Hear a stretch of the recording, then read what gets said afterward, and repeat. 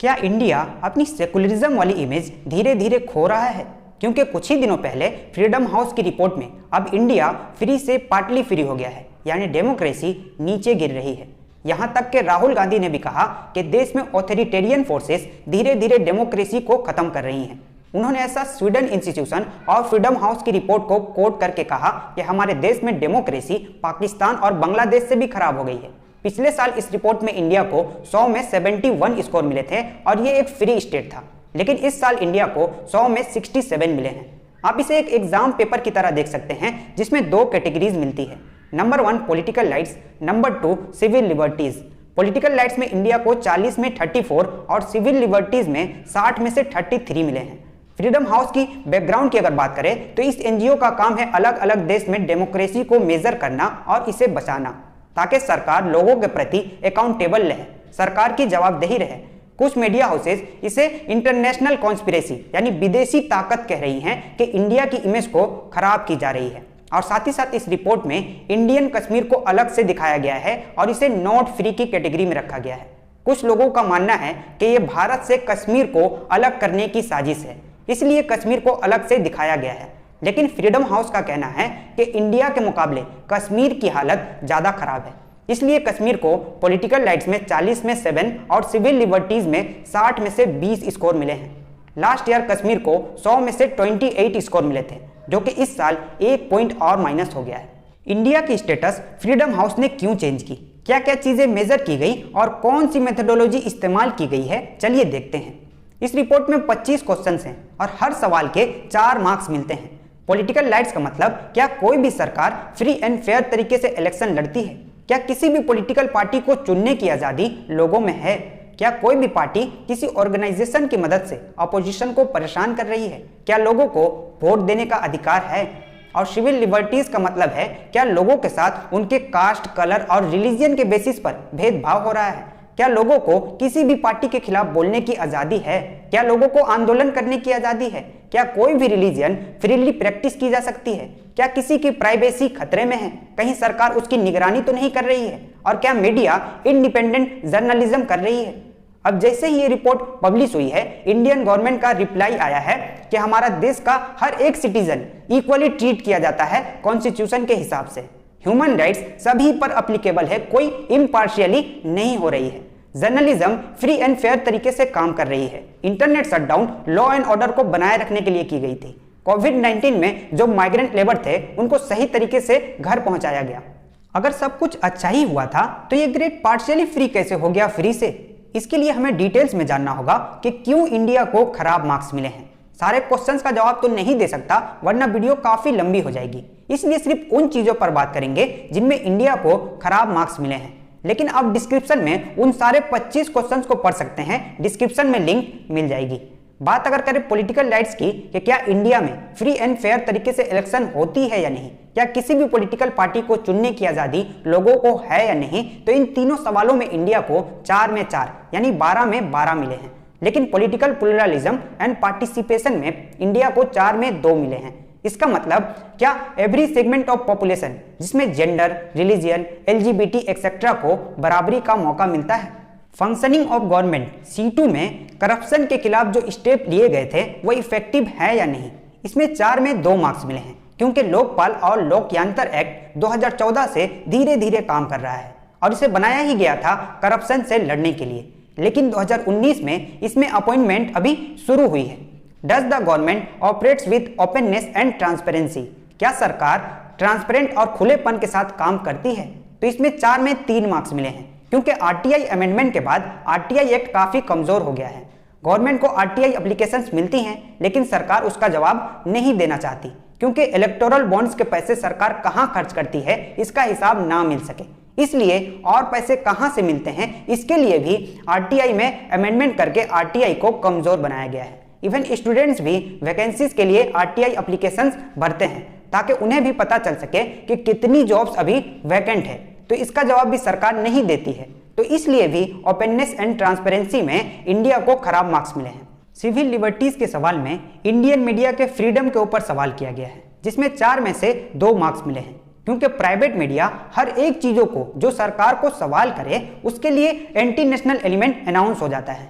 Free press में एक journalist mid day meal पर रिपोर्टिंग कर रहा था, उसको जेल में बंद कर दिया गया। और जो जर्नलिस्ट सरकार के खिलाफ आवाज उठाता है उसको डेथ थ्रेट्स और फिजिकल वायलेंस का सामना करना पड़ता है। क्या लोग फ्रीली पब्लिक या फिर प्राइवेट जगहों पर अपने धर्म को एक्सप्रेस कर सकते हैं? इसमें भी 4 में से 2 मार्क्स मिले हैं। और जैसा कि आप जानते हैं कि कोविड-19 में कैसे मुस्लिम और तबलीगी जमात को टारगेट किया गया था। एक ठेले वाले से जो वेजिटेबल सब्जी बेचता है उससे उसका धर्म पूछा गया था और एक नैरेटिव चलाया गया था मुस्लिम के खिलाफ, कोरोना जिहाद बताया जा रहा था। लेकिन बाद में कोर्ट ने इन सभी चीजों को डिनाई किया कि किसी भी धर्म से इसका कोई लेना देना नहीं है। क्या एकेडमिक फ्रीडम है? क्या किसी एजुकेशन सिस्टम में राजनीति का झुकाव है? इसमें भी इंडिया को 4 में से 2 मार्क्स मिले हैं। जैसा कि आप जानते हैं कि सरकार अपने आइडियोलॉजिकल प्रोफेसर, स्टूडेंट्स और इंस्टीट्यूट को धीरे धीरे बढ़ा रही है। इसका सिंपल रिलेवेंस हमें आरएसएस जैसे ऑर्गेनाइजेशन से देखने को मिल सकता है, जिसने बहुत सालों तक तिरंगा को अपना नेशनल फ्लैग ही नहीं माना। क्या लोगों को आज़ादी है अपने पॉलिटिकल ओपिनियंस बोलने की बिना किसी नज़रबंदी और डर के? इसमें इंडिया को मिले हैं 4 में से 3 मार्क्स। ये आप खुद जज कर सकते हैं। सीएए प्रोटेस्ट के दरमियान बहुत सारे लोगों के ऊपर सेडिशन का केस लगाया गया। आईटी एक्ट इस्तेमाल करके लोगों के बोलने के ऊपर, जो लोग ऑनलाइन पोस्ट करते थे उनके ऊपर कंप्लेंट की गई। Is their freedom of assembly? इसमें भी इंडिया को 4 में से 2 मार्क्स मिले हैं। सीएए और फार्मर प्रोटेस्ट में सरकार अपनी पूरी ताकत लगा रही है। सीएए प्रोटेस्टर्स और स्टूडेंट्स को सरकार के फोर्सेस ने काफ़ी परेशानियां दी और फार्मर प्रोटेस्ट में भी हाईवे को खोद दिया गया ताकि हमारे किसान दिल्ली ना जा सके। लेकिन इन सभी सवालों में एक सबसे इंपॉर्टेंट सवाल, is there an independent judiciary? इसमें भी अगेन इंडिया को 4 में से 2 मार्क्स मिलते हैं। जैसा कि आप सभी जानते हैं कि सरकार और जुडिशियरी 2 अलग अलग बॉडीज हैं और इस रिपोर्ट के मुताबिक लोअर लेवल पर जो जुडिशियरी काम कर रही है वो करप्शन से भरी हुई है। पॉलिटिकल इन्फ्लुएंस बढ़ गया है इंडिपेंडेंट जुडिशियरी की, और साथ ही साथ सुप्रीम कोर्ट के जजमेंट में मस्जिद के बदले मंदिर के फैसले से भी पॉइंट कम हुई है, जो कि बीजेपी के फेवर में चली गई है। हालांकि स्कोर 4 में से 3 मार्क्स हो सकता था, बट सुप्रीम कोर्ट के जज को राज्यसभा में अपॉइंटेड किए जाने के बाद ये 4 में से 2 मार्क्स हुई है। बहुत से लोगों का मानना है कि ये कॉन्स्टिट्यूशनल थ्रेट है, क्योंकि सेपरेशन ऑफ पावर दोनों की अलग अलग है। क्या सभी सेगमेंट ऑफ पॉपुलेशन पे law, policy, practice equally guarantee देती है? इसमें भी इंडिया को 4 में से 2 मार्क्स मिलते हैं। इसका सिंपल जवाब है कि आज भी SC ST को इक्वली रिप्रेजेंटेशन नहीं मिलता। लोअर ग्रुप में भले ही अच्छा हो, लेकिन अपर ग्रुप में आज भी इनकी प्रेजेंस काफ़ी कम है। और LGBT को 377 के जाने के बाद आज भी सोशल एक्सेप्टेंस नहीं मिली है। क्या कोई इंडिविजुअल अपनी सोशल फ्रीडम, अपना पार्टनर जिससे वो शादी कर सके, डोमेस्टिक वायलेंस से प्रोटेक्शन भी शामिल है? इसमें भी इंडिया को 4 में से 2 मार्क्स मिलते हैं। इंडिया में रेप और सेक्सुअल एब्यूज एक बहुत बड़ी प्रॉब्लम है, और साथ ही में डॉरी के लिए मारना पीटना भी। हालांकि डॉरी लेना कानूनन जुर्म है, लेकिन आज भी ये एक सिंबल बन गया है।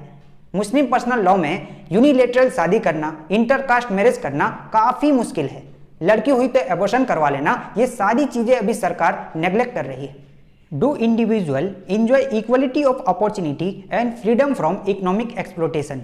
चाइल्ड ट्रैफिकिंग और 14 साल से नीचे के बच्चे आज भी काम करते हैं, उनका शोषण किया जाता है। देश में कानून होने के बावजूद भी ये सब हो रहा है। शायद इसलिए भी इंडिया को 4 में से 2 मार्क्स दिए गए हैं। अगर पूरी बातों को समझा जाए तो इंडिया की डेमोक्रेसी धीरे धीरे नीचे जा रही है। 2018 में इंडिया को 100 में से 77 स्कोर मिले थे, 2019 में 100 में 75 मिले, 2020 में 100 में से 71 स्कोर मिले, और इस साल ये और नीचे चला गया है, 100 में से 67 हो गया है। तो कॉन्टिन्यूसली हमें डिक्लाइन देखने को मिल रहा है। अब कुछ लोगों को शायद यकीन नहीं हो रहा होगा, तो डेमोक्रेसी इंडेक्स भी निकाली जाती है, जो हर देश में डेमोक्रेसी को मेजर करता है। और 2020 के इकोनॉमिक्स इंडेक्स यूनिट में इंडिया की रैंकिंग 53rd थी, लेकिन 2014 में इंडिया की रैंकिंग 27th थी। इसका साफ साफ मतलब निकलता है कि 2014 के बाद जब से सरकार एनडीए की हुई है, एक स्लाइड डाउन देखने को मिला है। वर्ल्ड फ्रीडम हाउस की रिपोर्ट में जिस कंट्री ने सबसे अच्छा परफॉर्म किया है वो है फिनलैंड, स्वीडन, नॉर्वे, जिन्हें 100 में से 100 मार्क्स दिए गए हैं। उसके बाद न्यूजीलैंड को 100 में से 99 मार्क्स दिए गए हैं। नेदरलैंड, कनाडा और यूरोने को 100 में से 98 मार्क्स मिले हैं। हमारे पड़ोसी मुल्क पाकिस्तान को 100 में से 37 मार्क्स दिए गए हैं और चाइना को 100 में से 9 मार्क्स मिली है। बट ऐसा नहीं है कि सिर्फ इंडिया की स्कोर ही कमी हुई है, इवन यूएसए की स्कोर भी काफ़ी नीचे गिर गई है। हांगकांग, बेलारूस, अल्जीरिया, इथोपिया जैसी कंट्रीज में भी डेमोक्रेसी काफ़ी नीचे गिर गई है। 2020 के मुकाबले 2021 में बहुत सारी कंट्रीज जो पहले फ्री के कैटेगरी में थी वो अब पार्टली फ्री यानी नॉट फ्री के कैटेगरी में चली गई हैं। 2005 से ही डेमोक्रेसी डिक्लाइन करती जा रही है। हमारे फ्रीडम फाइटर्स ने इसके लिए बहुत सी कुर्बानियां दी हैं, तो आप इसे ग्रांटेड लेके ना चले, क्योंकि म्यांमार में आप देख ही चुके हैं। इसलिए अपने राइट्स और सोसाइटी के लिए लड़ना सीखिए, क्योंकि पॉलिटिकल पार्टियों का काम ही है कम्युनल हेटेड यानी नफरत फैलाना, क्योंकि इन्हीं से उनकी दुकान चलती है। इसलिए जागरूक रहिए और लोगों से प्यार कीजिए और एक अच्छे और सच्चे समाज का निर्माण कीजिए।